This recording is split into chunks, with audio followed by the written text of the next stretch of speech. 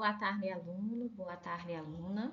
Então, temos hoje aqui como tema do nosso AVA as doenças emergentes e reemergentes, que são uma temática muito importante ligada à epidemiologia. As doenças emergentes, pessoal, são aquelas doenças que não são conhecidas em um determinado local ou região geográfica e que por algum motivo aparecem. Um exemplo disso foi a AIDS, né? Em 1980 surgiram, começaram a aparecer os primeiros casos nos Estados Unidos e naquele momento ela era uma doença emergente, certo? Ou seja, era uma doença que até então ela não era uma doença conhecida e passou a se ter ali um surto e posteriormente epidemia e pandemia de HIV, certo? E aí nós temos a diferença entre as doenças emergentes e reemergentes, certo? As doenças reemergentes, elas são aquelas que reaparecem, ou seja, essas doenças elas reemergem em um local ou região em que já teve um contato prévio com essa doença, certo? Ou seja, se na década de 80 o HIV, nós tivemos muitos casos de HIV, na década de 80 o HIV ainda não tinha aparecido, então naquele momento era uma doença emergente. Se porventura começar novamente, lá nos Estados Unidos a aumentar os números de casos, o HIV vai ser considerado uma doença reemergente, né? Aqui no Brasil, um exemplo clássico é o exemplo da dengue. O Brasil foi assolado por essa doença no início do século XX, e aí quase 100 anos depois, na década também de 80, ela voltou e tornou-se um problema imenso de saúde pública que permanece até os dias atuais. Então, as mortes por dengue no Brasil ainda representam um perfil epidemiológico preocupante da saúde pública brasileira. Outro exemplo de doenças emergentes e reemergentes, nós temos recentemente o surgimento do Covid, né? Que ele começou ali como um surto lá no mercado de peixes de Wuhan e começou a se expandir até chegar ao número, até se expandir por todos os continentes da Terra e termos aí a grande pandemia do século 21, que foi a pandemia pelo Covid-19. Já as doenças reemergentes, que são causadas por micro-organismos bem conhecidos, que antes estavam sob controle e que por algum motivo eles se expandem novamente, nós temos a malária, a tuberculose e a dengue, que eu falei recentemente, né? E aí essas doenças, pessoal, elas se expandem rapidamente em incidência. O que seria incidência? Posteriormente, vocês vão ver que existe uma diferença, entre incidência e prevalência, certo? A incidência é o número de casos novos de uma determinada doença. E prevalência é o número de casos novos e antigos de uma determinada doença. Então, as doenças reemergentes, elas são caracterizadas por se expandirem rapidamente em incidência, ou seja, um número elevado de casos novos.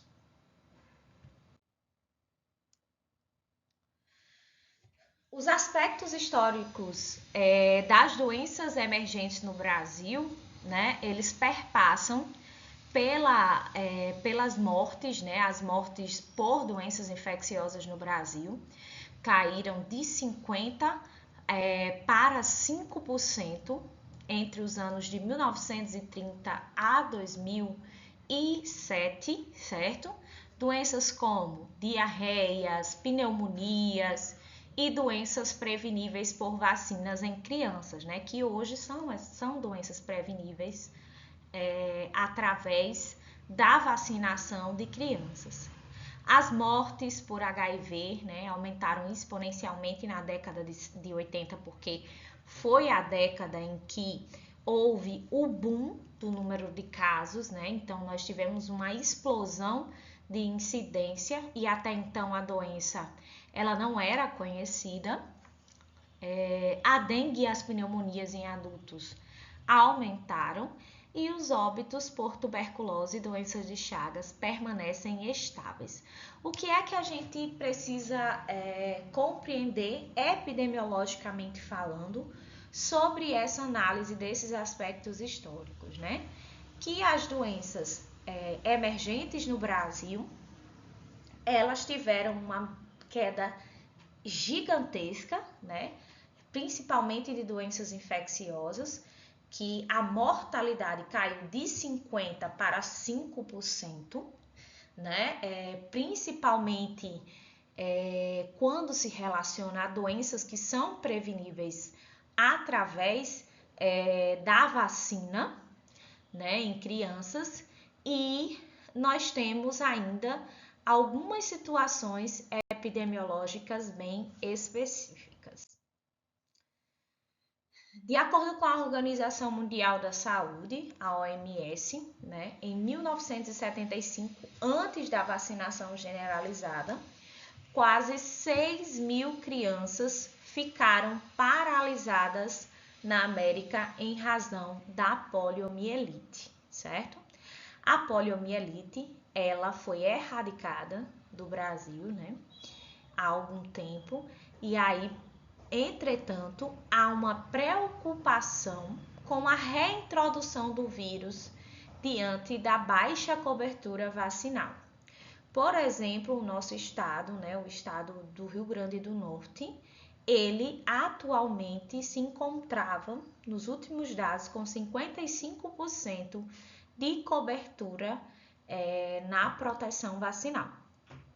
E aí, essa proteção, né, ela nunca esteve tão baixa. Em 2022, embora tenha sido baixa, mas ainda foi de 72%, porém, em 2021 ainda tinha sido menor ainda, 71%, porque nós ainda estávamos, né, na fase de pandemia, mas nós precisamos trabalhar bastante esses índices de vacinação, porque, em 1975, né, não faz muito tempo, nós tivemos aí 6.000 vítimas de paralisia por conta de um vírus que poderia ser prevenível através de uma vacina.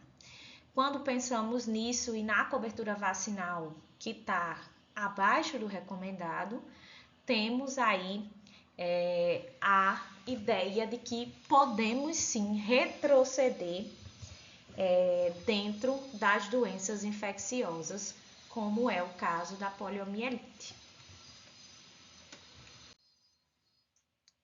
A varíola ela foi erradicada em 1973 e a polio em 1979. Já o tétano neonatal, né, o tétano da criança, do neonato, que é a criança de 0 a 28 dias, ele está abaixo da recomendação da OMS, ou seja, nós temos um país que foi transformado, né, um país onde as doenças emergentes e reemergentes havia um quadro epidemiológico antes e após a introdução do Programa Nacional de Imunização. A raiva humana transmitida por animais também tende à erradicação. Cachumba, rubéola, difteria e tétano assim como o tétano, né, acidental e a febre tifoide, a oncocercose e a filariose, né, e a peste também tem tendência declinante no Brasil. E a doença de Chagas, né, que é uma doença emergente e reemergente. Por exemplo, aí, né, em 2022, nós tivemos 390 casos novos, né, de doença de Chagas, em razão de casos agudos da doença por transmissão oral após a ingestão de açaí e bacabá. A poliomielite está de volta no Brasil, né? Recentemente a gente teve essa questão, né? Por quê? Porque o Ministério da Saúde, ele confirma que não houve esse caso, né? Foi uma criança que ela foi vacinada após a data, né, de recomendação. Era uma criança já que deveria ter recebido pelo menos 3 doses da vacina. Era uma criança com 2 anos que nunca tinha recebido a poliomielite, teve a vacina, né, e teve uma reação adversa que foi uma paralisia, né, dos membros inferiores, mais uma paralisia transitória causada por uma reação adversa à vacina. E aí foi confundido, né? Todo mundo ficou em polvoroso, porque a poliomielite, ela é uma doença, né, muito preocupante, porque causa paralisia, né, e pode ser prevenida através da imunização. E como nós tínhamos nesse momento uma imunização muito baixa, e a polio é um vírus que ainda está presente em outros países, por isso que é necessário a vacinação, porque se a gente não vacinar tendo o vírus de forma circulante, ele pode sim adentrar novamente no Brasil. E como surge, né, uma nova doença, ou seja, como surge uma doença emergente, né? Para que haja o surgimento de uma nova doença ou reaparecimento de uma antiga, é necessário ter aquela tríade, né? Vetor, hospedeiro e ambiente, certo? O micro-organismo, que pode ser um vírus ou uma bactéria, e o contato desse com o ser humano, direta ou indiretamente por esses vetores. Esses agentes já existem na natureza e muitas vezes estão presentes em animais que estão próximos ao homem.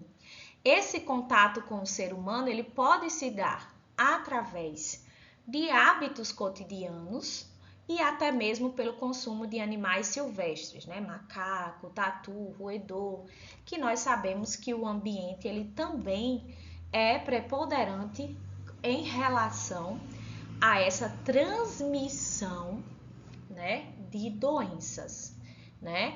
E aí aquele micro-organismo que estava dentro de um hospedeiro passa a ter contato com o homem e passa, de fato, a trazer uma nova doença, né, para as pessoas. E aí as formas de transmissão são várias. Então é assim que surge, né, uma nova doença. Além do que, né, existem também os fatores sociais, como o empobrecimento, que está intimamente relacionado com o processo de saúde e doença, ou seja, os determinantes sociais da saúde, eles são determinantes que indicam o modo de viver e de adoecer das pessoas, assim como os conflitos civis e armados que trazem consigo muitas doenças, os crescimentos populacionais, o comportamento sexual, o uso de drogas, questões de infraestrutura, como grandes áreas de aglomeração e sem saneamento básico, como acontece na maioria, né, das casas onde se tem uma população menos favorecida financeiramente e socialmente, questões ligadas a políticas de saúde pública, as mudanças climáticas que trazem consigo diversos fatores de adoecimento, o desenvolvimento de resistência à terapia medicamentosa, então o uso inadequado de antibióticos, o uso inadequado de medicamentos vai criando as mutações do agente etiológico e vai desenvolvendo a resistência a esses antimicrobianos, certo? A mobilidade urbana que propicia o deslocamento dos agentes etiológicos. Então, na pandemia, né, pelo Covid-19, isso ficou muito claro, né? Começou em Wuhan e aí se espalhou rapidamente por conta da mobilidade urbana ser muito grande, né?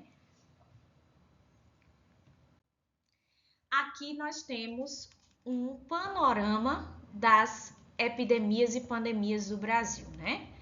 Nós tivemos varíola em 1826, hanseníase, tuberculose, febre amarela, cólera, peste negra, difteria, febre tifoide, malária, gripe influenza, sífilis, poliomielite, doença de Chagas, tracoma, leishmaniose, meningite, sarampo e extossomose, encefalite, meningite viral e a vaca louca, a dengue, o HIV/AIDS, a coqueluche, a rubéola, a catapora, a gente teve o SARS, né, em 2003, que era um outro tipo de coronavírus, a gripe aviária, a gripe suína, né, a chikungunya, o zika vírus e o Covid-19 em 2020. Ou seja, nós temos aqui doenças como, por exemplo, a hanseníase, que é uma doença que tivemos uma emergência, né? Era uma doença emergente em 1850 e hoje, nos dias atuais, ela é considerada uma doença reemergente, certo? Ou seja, essa doença reemergente é uma doença que já teve contato e que volta novamente com números de novos casos bem aumentados.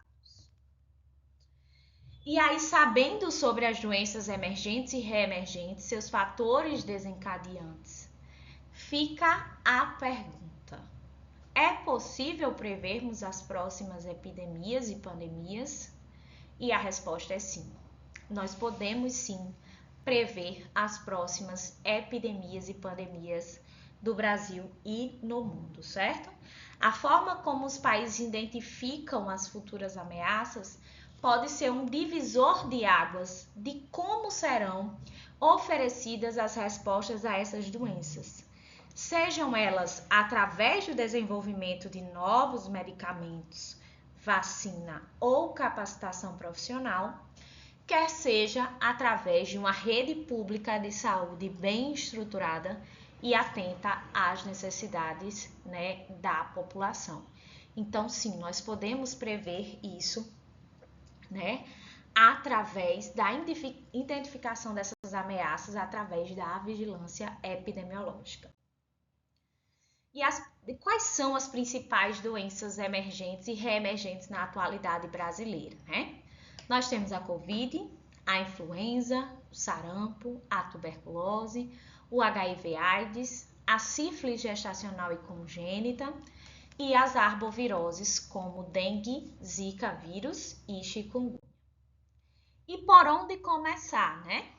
Primeiro, realizar vacinas para evitar a circulação dos vírus e bactérias, combate ao uso indiscriminado de antibióticos, pois favorece o aparecimento de micro-organismos multiresistentes, um sistema de gestão de resíduos eficiente, pois o resíduo ele impacta no meio ambiente e impacta na condição de novos micro-organismos que impacta no aparecimento de novas doenças. Eliminação de vetores, como o Aedes, além do desenvolvimento sustentável, ou seja, se eu retiro da natureza algo para o meu consumo, consequentemente e necessariamente eu preciso retorná-lo à natureza de forma eficaz, certo? Para que isso não traga prejuízos e mudanças climáticas futuras. Bem, essas são as nossas referências. Muito obrigado pela atenção e não esqueça que tem 3 questões para responder. Até mais!